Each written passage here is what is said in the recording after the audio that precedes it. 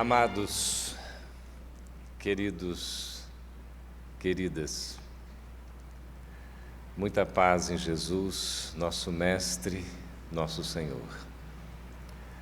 Nosso querido amigo, um dos organizadores deste evento, nos ensinando a respeito da preparação dos trabalhos, de como é interessante nós ficarmos trabalhando durante um ano, para depois, durante 3 dias, podermos usufruir desses momentos.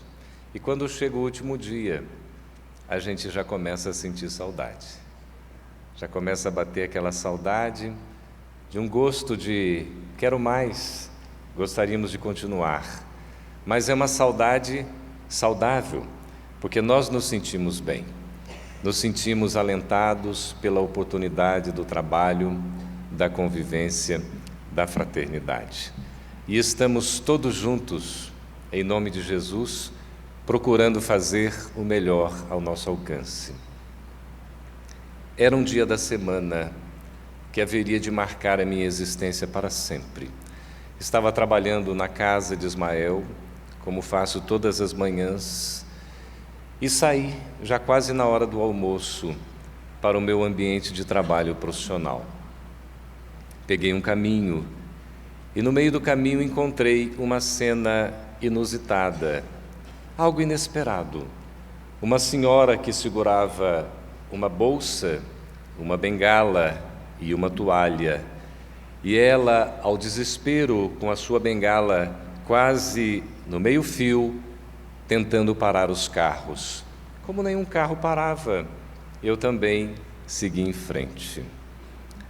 Passados praticamente 2 quilômetros, quando fui fazer um retorno, dei de cara no carro com o meu amigo espiritual.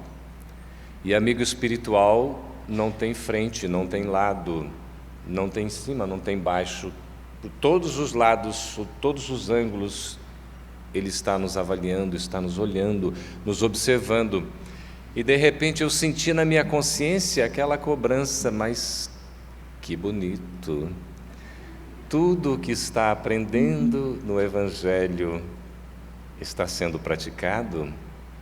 E a partir desse momento, permitam-me recontar essa história que contei o ano passado em Sorriso.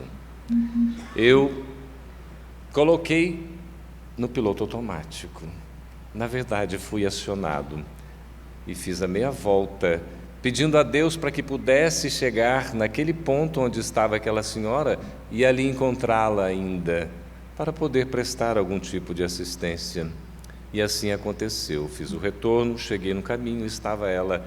Abri a porta, ela entrou assim, disse: meu filho, graças a Deus que você apareceu, porque estou desde manhãzinha aqui e já era praticamente meio-dia e ainda não tive nenhuma assistência. E ela então perguntou para onde é que eu ia.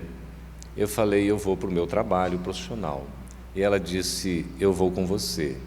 Eu falei: como assim? Eu vou com você. Eu falei: mas a senhora não pode ir comigo. Ele falou: mas eu quero ir com você. E eu fiquei assim pensando qual a melhor maneira de auxiliar uma pessoa. E a inspiração foi chegando. Eu falei: para onde a senhora pretende ir? E aí então ela abriu a bolsa feminina. E começou a procurar. Normalmente as bolsas femininas são muito organizadas, tem poucas coisas, são leves, não é assim? E ela tira dali uma receita, ela fala: meu filho, eu tenho sentido uma dor intensa no meu ciático.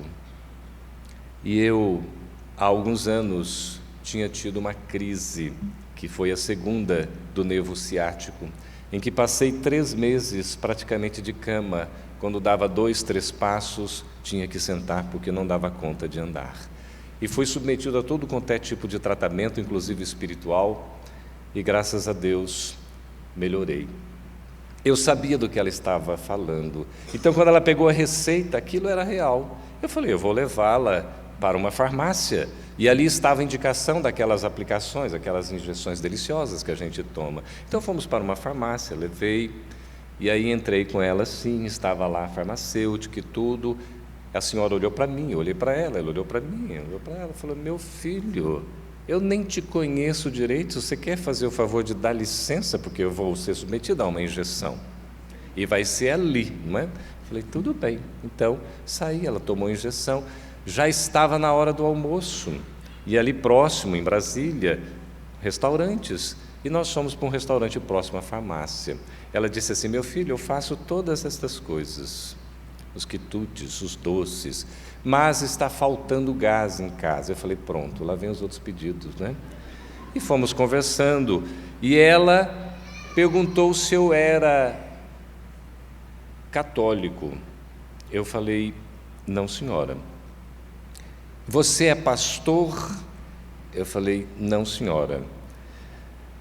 Você é o que então, meu filho? Eu falei, eu sou espírita. Ah, você é espírita? Sabe que eu já li Nosso Lar? E já li também um livro de Almerindo Martins de Castro chamado Martírio dos Suicidas? Sabe por quê, meu filho?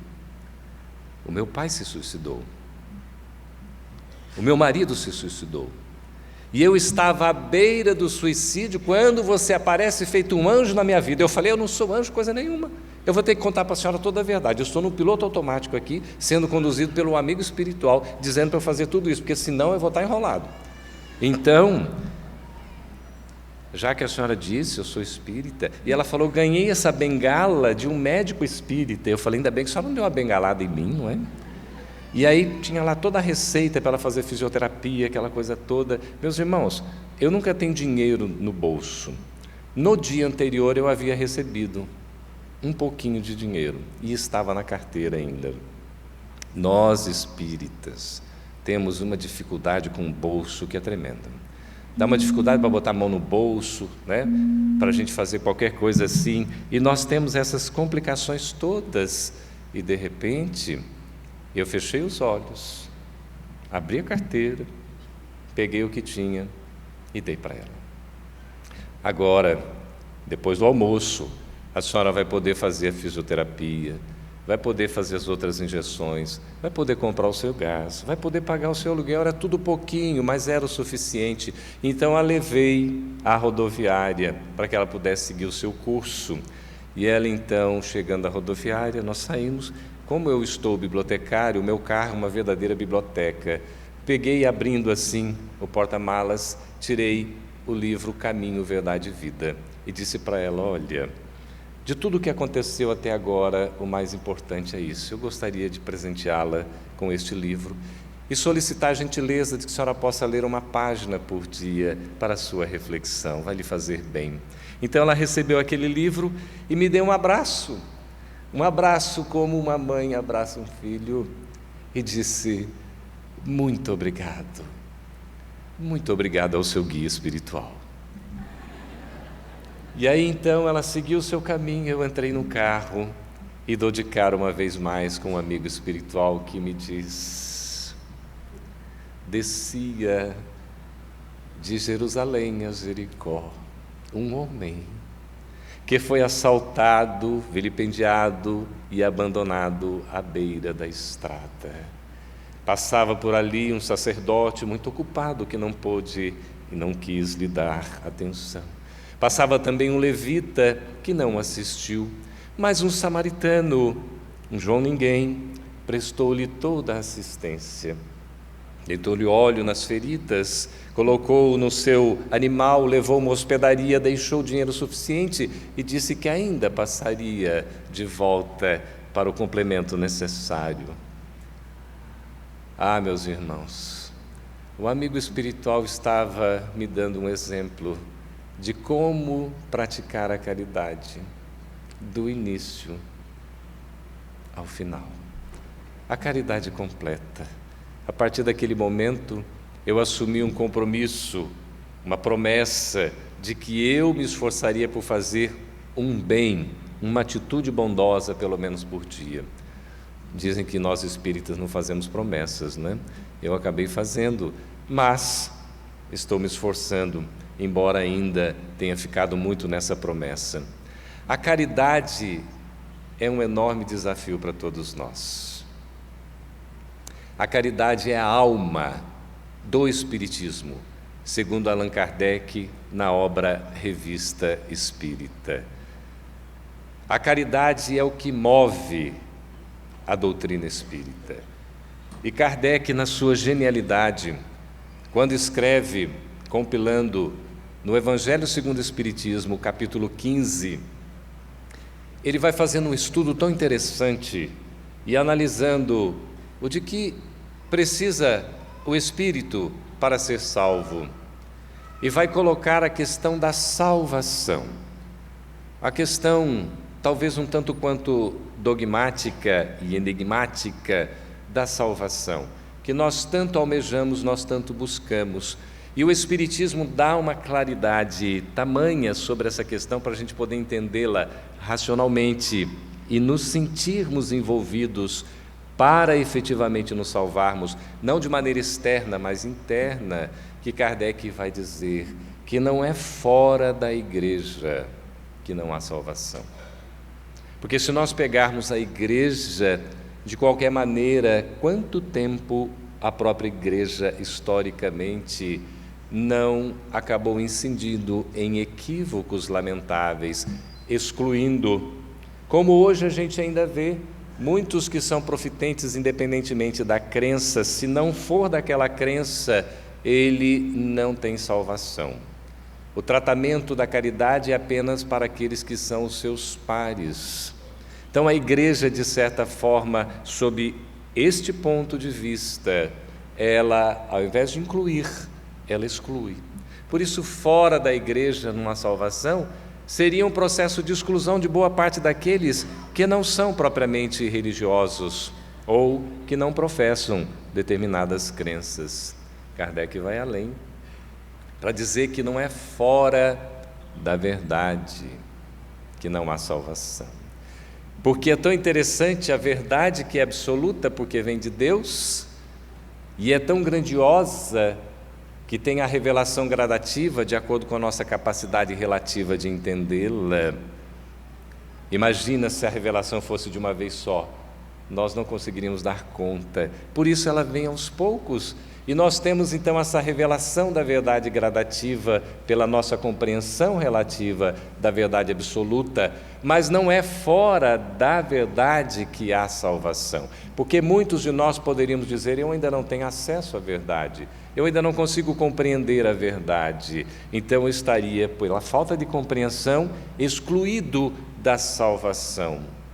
Kardec nem diz fora do Espiritismo não há salvação, para dizer que mesmo essa doutrina, que representa uma compilação de tudo o que possa existir de mais avançado e necessário para o nosso progresso humano e espiritual aqui na Terra, como a síntese mais bela dos fenômenos e das leis divinas naturais, nesta representação doutrinária de princípios fundamentais, desde a crença em Deus, a crença na imortalidade do espírito, na conservação da sua individualidade, na lei da reencarnação, na comunicabilidade, na lei de causa e efeito, no livre-arbítrio, na lei de evolução, na pluralidade dos mundos habitados, quando nós podemos compreender de maneira mais ampla exatamente o significado de nós, seres imortais, como indivíduos, como espíritos, como filhos de Deus.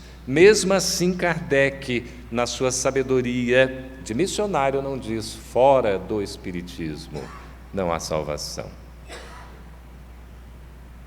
Ele vai alcunhar, sob a inspiração da espiritualidade superior, o que seria revolucionário, algo marcante, humanista e profundo, inovador e transformador, resgatando a essência do Evangelho do Cristo na virtude por excelência que se chama caridade.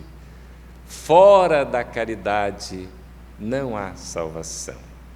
E nós, espiritistas, interpretamos: fora da prática do bem não há felicidade. Nós só somos felizes quando fazemos o bem ao nosso semelhante. Por isso, gostaríamos de recordar o livro Boa Nova. Boa Nova tem inúmeras passagens, são 30 capítulos. E nós temos aqui a boa nova, a expressão da novidade inovadora, que inova e transforma, porque renova. Bonito, não é? E a boa nova é esta mensagem da alegria, não é da tristeza. Quando fomos fazer o índice, no final desta obra, compilamos a expressão sorriso, ou o vocábulo sorriso, para nós vermos tantas vezes em que o Mestre também sorria, e geralmente nós não nos damos conta. A afeição de Jesus e sorriso, apreensões e sorriso, sorriso de Jesus, sorriso tranquilo. Isso aparece pelo menos em uns 8 capítulos, para expressar que a boa nova é uma mensagem de alegria, de bem-aventurança. E aqui nós temos, desses 30 capítulos, todos especiais, nós temos 3 que nós queríamos referenciar. Um deles fala dessa personalidade feminina chamada Joana de Cusa, num exemplo transformador de vivência e testemunho pessoal e de caridade, para dizer no final da existência, diante dos circos romanos, perante o seu filho, quando ele pede a determinação de um soldado para que pudesse abdicar, afastar-se da crença da nova mensagem, da boa nova do Evangelho de Jesus, o filho pedindo à mãe, porque já estavam prestes a morrer, ela mantém a firmeza. E ali segura e acabam desencarnando naquele processo, junto do óleo, do fogo e devorado pelas feras. O testemunho pessoal de transformação e de fidelidade até o último instante a Jesus. Nós temos aqui o exemplo de Maria Magdala ou Maria Madalena, o exemplo de transformação do Evangelho que mais nos toca, juntando-nos a Saulo, Paulo e também Zaqueu. Maria de Magdala, uma mulher que se renova, que se transforma ao ouvir a mensagem de Jesus e que se torna uma mulher da caridade. Impressionante a ajuda, o apoio àqueles necessitados, inclusive doentes. Ela se desprende abnegadamente, renuncia a si mesma e devotadamente se dedica ao próximo, até adquirindo a hanseníase, quando, no processo da desencarnação, assim como foi a primeira mulher que avistou Jesus, logo no processo da ressurreição, quando ela desencarna também é recebida diretamente pelo Mestre Jesus. Maria de Magdala, Joana de Cusa e outras mulheres foram aquelas que trabalharam praticamente assistindo de maneira pecuniária, ajudando a manutenção do trabalho de divulgação da mensagem do Evangelho de Jesus. Eram elas quem bancavam a conta, melhor aqui nos expressando. Por isso que é importante o exemplo feminino. E eu queria pedir aqui de público para que no próximo evento nós tenhamos as mulheres aqui também usando a tribuna para fazer palestras.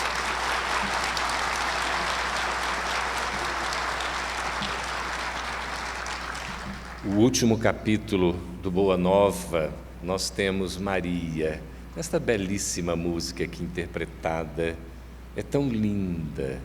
A música que a gente ouve quando Maria, já no processo da desencarnação, já se liberando do corpo, já poderia ocupar as altas paragens, ser recebida diretamente pelo seu filho, ela diz: não, antes de partir, eu quero estar junto dos meus. Eu quero estar junto daqueles sofredores, daqueles que estão pelo meu filho se dedicando, renunciando à sua própria vida. E ela então se desprende acompanhando enquanto a música, perlustrando o ambiente da natureza, vai tocando cada um dos corações, vai renovando cada uma das mentes, e ela então pode prestar assistência magnífica a todos aqueles irmãos que estavam dando o seu testemunho. Então, a recomendação de Boa Nova. Queremos recomendar também Jesus no Lar. Esta obra tem a figura de Pedro, o apóstolo do Cristo, o mais experiente dentre eles, e aquele que talvez a gente esteja mais próximo dele quando Pedro na sua instabilidade. Pelo menos eu me identifico muito com Pedro, ainda Pedro inferior. Pedro superior ainda não me identifico porque eu ainda estou inferior. Mas Pedro demonstra toda a sua força e ele recebe Jesus no seu lar. Os primeiros cultos do Evangelho no Lar está aqui, em Jesus no Lar. E esse livro é escrito por Neio Lúcio, um educador.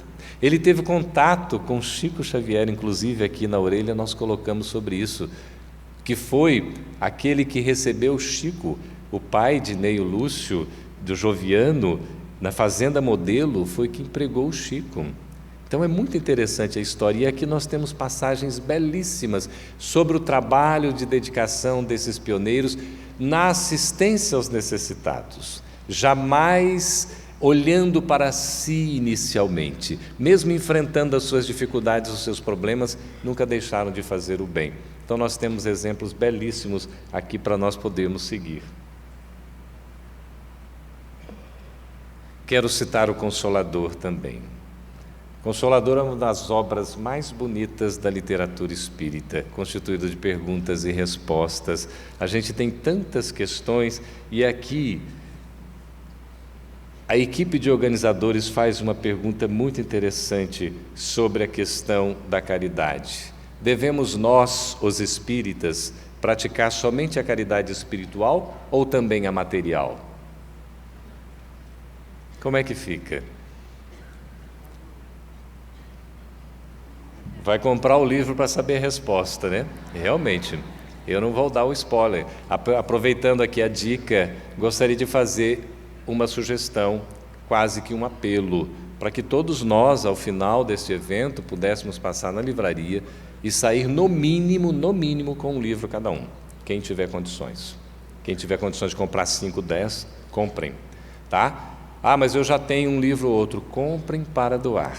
Se puderem fazer essa caridade, quando o Emmanuel vai dizer para nós sobre a maior caridade que a gente pode fazer para com a doutrina espírita, que é a sua própria divulgação, está inserida num capítulo maravilhoso de o livro Estude Viva, que tem a mensagem de Emmanuel, psicografado por Chico, e de André Luiz, psicografado por Valdo Vieira.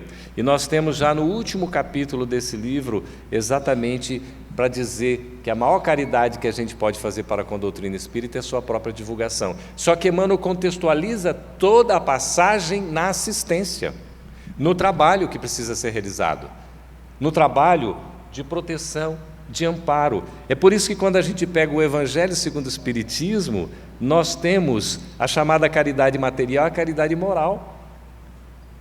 Uma mensagem belíssima da irmã Rosália. E aqui nós temos a definição mais completa de caridade moral. O que é a caridade moral? A caridade moral consiste em se suportarem umas às outras, as criaturas. E é o que menos fazeis nesse mundo inferior, onde vos achais por agora encarnados. Olha, a caridade moral consiste em vos suportardes uns aos outros. Caridade moral é suporte. Suporte no sentido de base e, ao mesmo tempo, da gente suportar o outro no sentido de tolerar, de ter paciência, de saber esperar, de ser indulgente, de perdoar. Isso é caridade moral. Saber tolerar, saber suportar, e aí a relação é fundamental. É um gênero de caridade, essa caridade moral da tolerância. Saber ser surdo quando uma palavra zombeteira se escapa de uma boca habituada a escarnecer. Olha, saber ser surdo. Isso é caridade moral. Não dar ouvidos ao que não tem valor.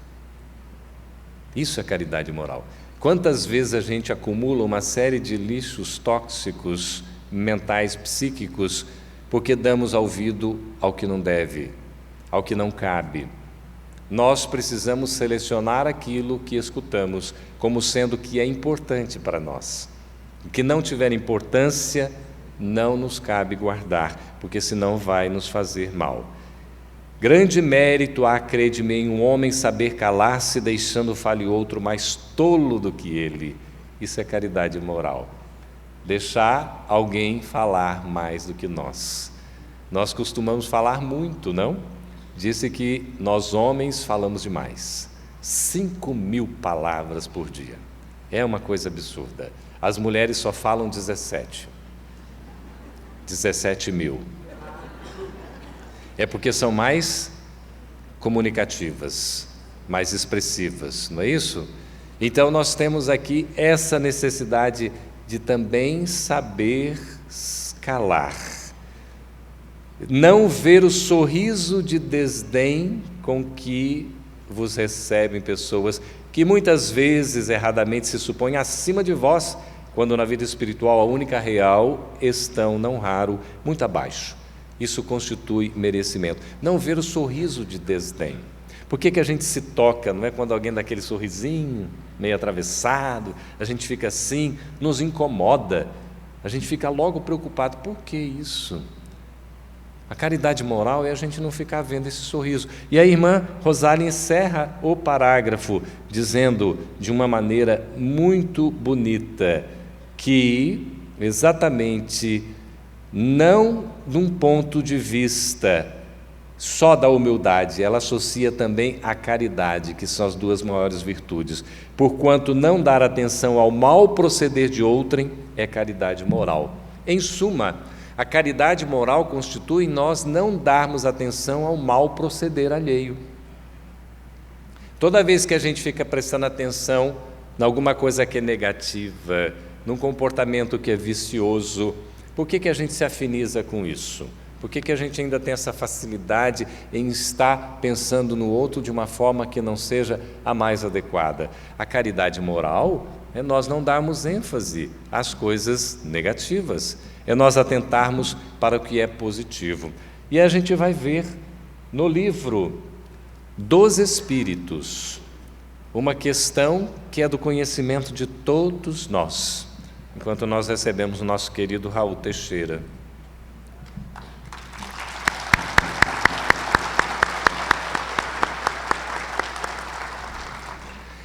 É uma questão das mais comentadas, das mais faladas, todos nós já sabemos. Mas a pergunta de Kardec é de uma genialidade impressionante.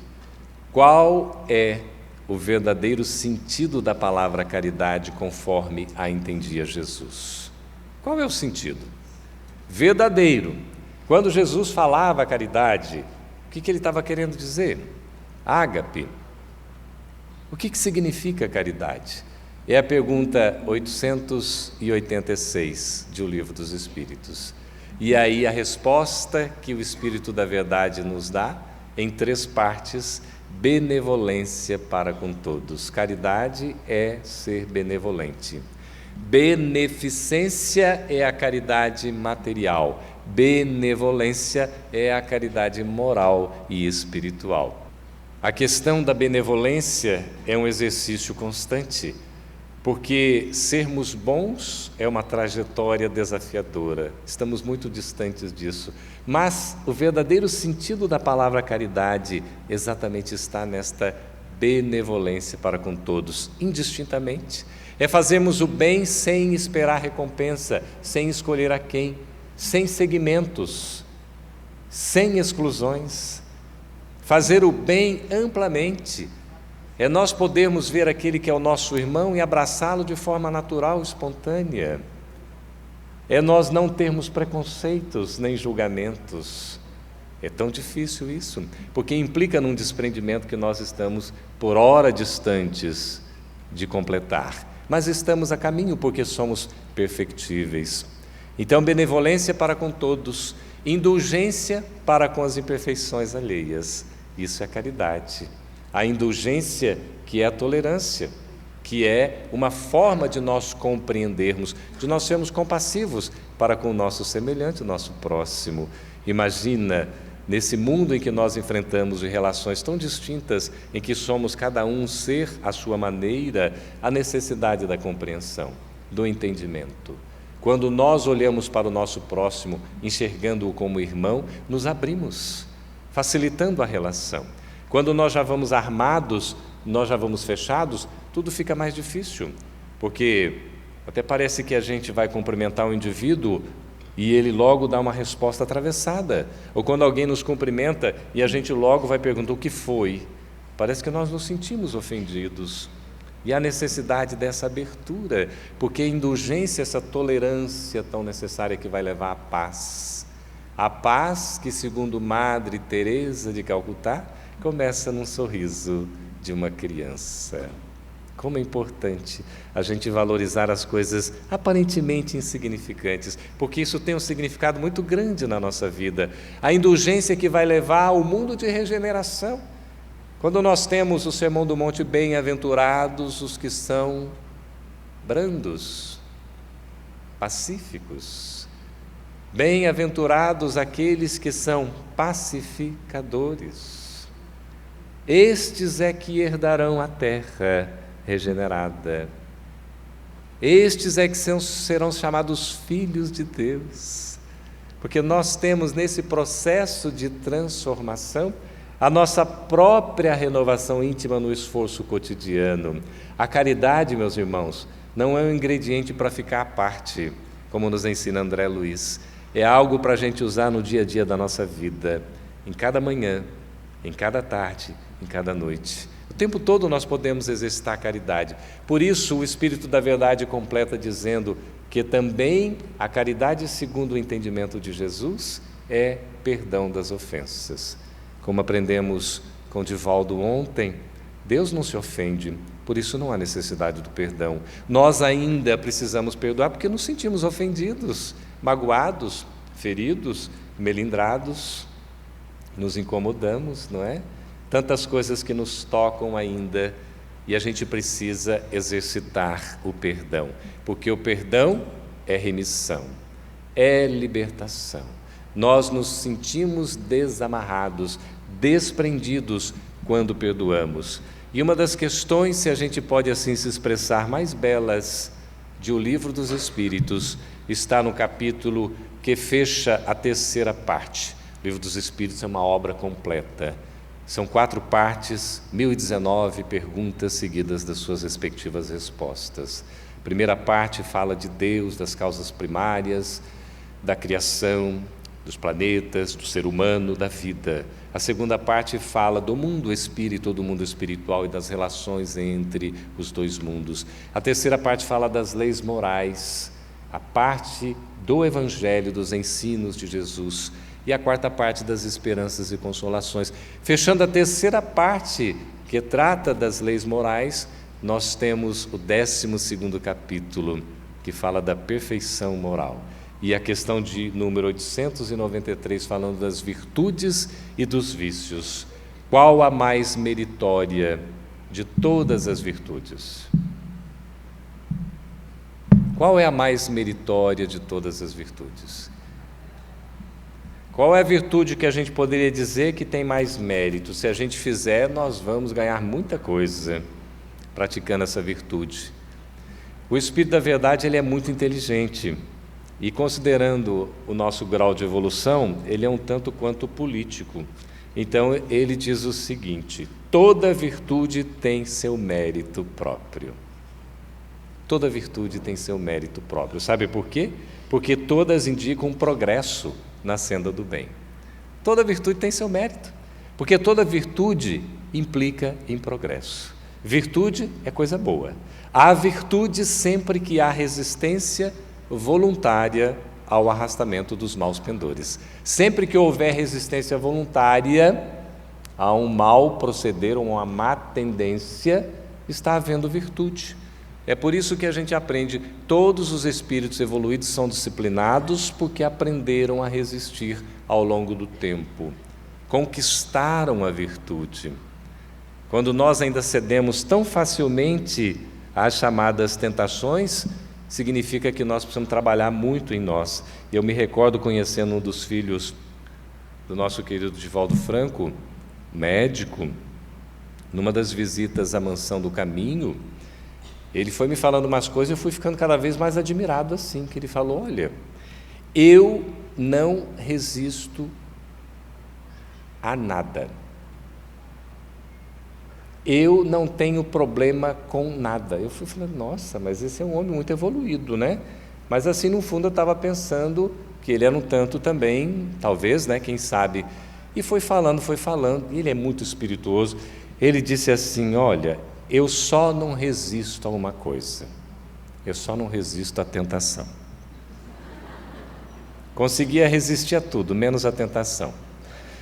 E a tentação é exatamente a nossa fragilidade. É o que o Dr. Bezerra de Menezes fala de anfractuosidade. São as nossas aberturas, as brechas, são aquelas fragilidades do calcanhar de Aquiles que nós temos. Então toca no ponto e nós nos incomodamos. A gente diz, olha, enquanto está tudo bem, meu amigo, nós somos amigos. Mas se você provocar, meu papaizinho dizia que ele era um animal. Hoje ele continua um animal, mas mais domesticado, segundo ele. Disse assim, bateu, levou. Se provocou, vai receber a ira de volta. E a gente vai aprendendo com o Espiritismo, com a mensagem de Jesus, que deve ser o oposto. Se alguém bater, a gente tem que resistir, não é revidar. Porque o nosso primeiro impulso instintivo, pela própria instinto de conservação, é uma reação.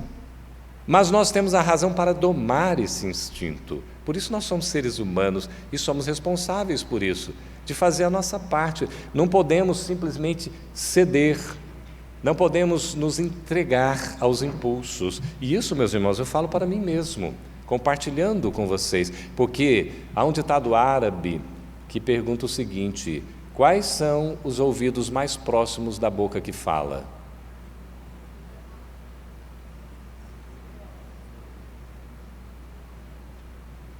Por que esse silêncio? Quais são os ouvidos mais próximos da boca que fala? A do falante. Então, falante, falador, palestrante, orador, expositor, conferencista, fala primeiro para quem? Para ele mesmo. Então nós estamos aprendendo sempre, por isso o Espiritismo, essa maravilha que a gente compartilha e a gente aprende juntos. Nós vamos aprendendo, vamos crescendo e vamos somando esforços para nos fortalecermos na busca das virtudes que nos faltam e na superação dos vícios que nos sobram a mancheias, não é?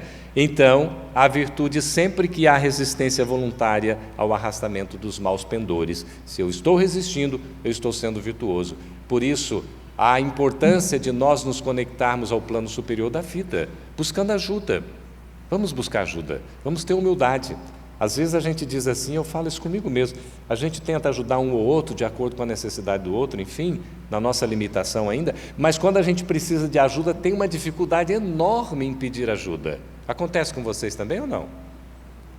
Sabe o que se chama isso? Como é que a gente chama isso? Começa com or e acaba com gulho. É orgulho. É um orgulho da gente se achar às vezes assim, não é superior ou que não pode necessitar de ajuda. Nós somos necessitados de ajuda também e precisamos ter esta humildade de pedir esta ajuda. E a gente vai aprendendo com esses nossos irmãos que são exemplos para nós, que sempre pedem orações. Eles pedem orações no sentido do fortalecimento. Então a sublimidade da virtude, porém, está no sacrifício do interesse pessoal. A virtude por excelência está no sacrifício do interesse pessoal. Olha que coisa importante isso.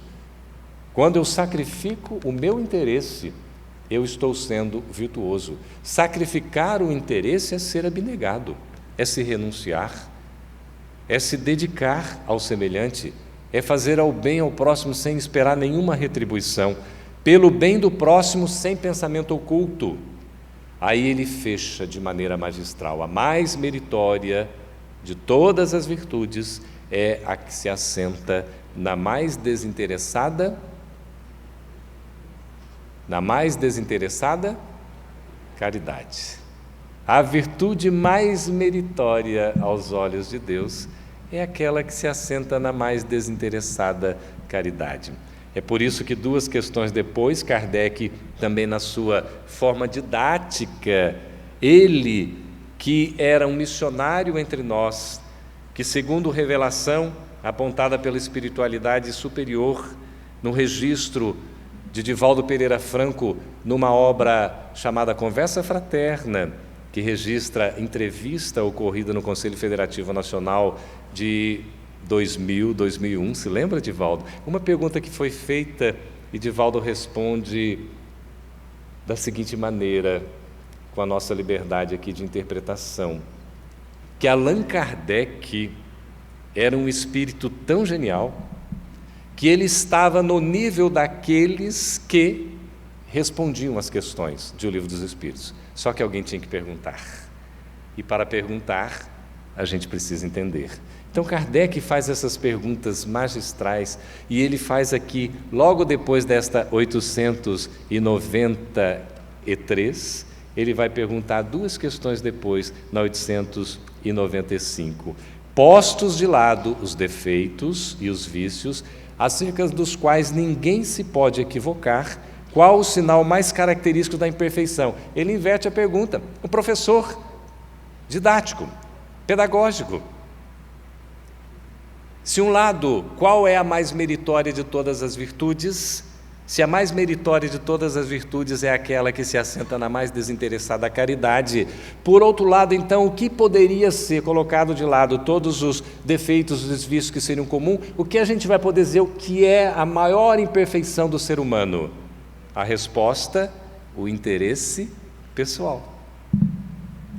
Por isso que o Espiritismo tem essa explicação tão racional. O maior vício que a gente pode ter é o interesse pessoal. A maior virtude, o desinteresse pela caridade. Por isso, fora da caridade não há salvação. Fora da prática do bem não há felicidade.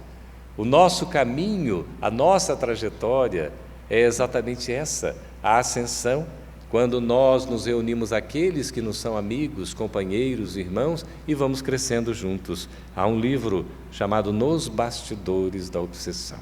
O título, só por si, já nos encanta. O que ocorre por detrás da obsessão? Manuel Filomeno de Miranda.